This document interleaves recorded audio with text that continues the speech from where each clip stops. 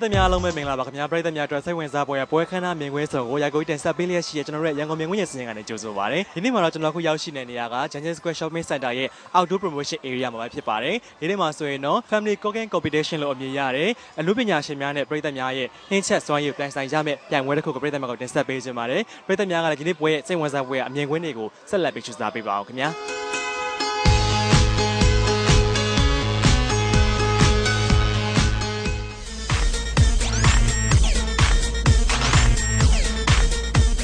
ခန္ဓာကိုယ်တော့အနုပညာရှင်မိသားစုများဖြစ်တဲ့တေးတန်ရှင်ဇော်ပိုင်နဲ့မိသားစုကိုစန်းထွန်းနဲ့မိသားစုတို့နဲ့အတူပြိုင်ပွဲဝင်မဲ့ပရိသတ်များစာနယ်ဇင်းမီဒီယာများမှတာဝန်ရှိသူများစုံစုံလင်တက်ရောက်ခဲ့ကြပါတယ်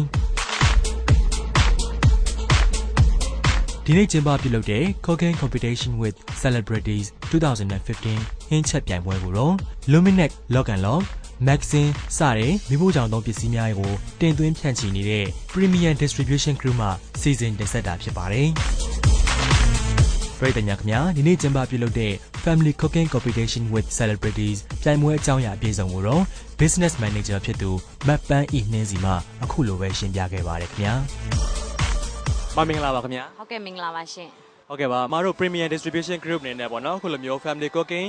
Competition ပွဲမျိုးကိုကျင်းပဖို့တက်ဘယ်လိုမျိုးစီစဉ်ပြခဲ့လဲသိပြရစေခင်ဗျ။ဟုတ်ကဲ့ကျမတို့ဒီ Premium Distribution ကနေပြီးတော့ဗောနော်ဖြန့်ချိနေတဲ့ဒီ Lock and Lock Luminac အမှတ်တံဆိပ် brand တွေကိုအမြဲတမ်းစဉ်ဆက်မပြတ်အားပေးနေကြတဲ့ဒီ customer တွေကိုကျေးဇူးတုံ့ပြန်ခြင်းတဲ့အနေနဲ့ဗောနော်သူတို့တွေလည်းပျော်ရွှင်ဖို့သူတို့ချစ်တဲ့ဒီတရုပ်ဆောင်နေနဲ့လည်းအတူတူဟင်းချက်ခွင့်ရမယ်နောက်တစ်ခါကျတော့ဒီဟင်းချက်နေရနေပြီးတော့ဒီ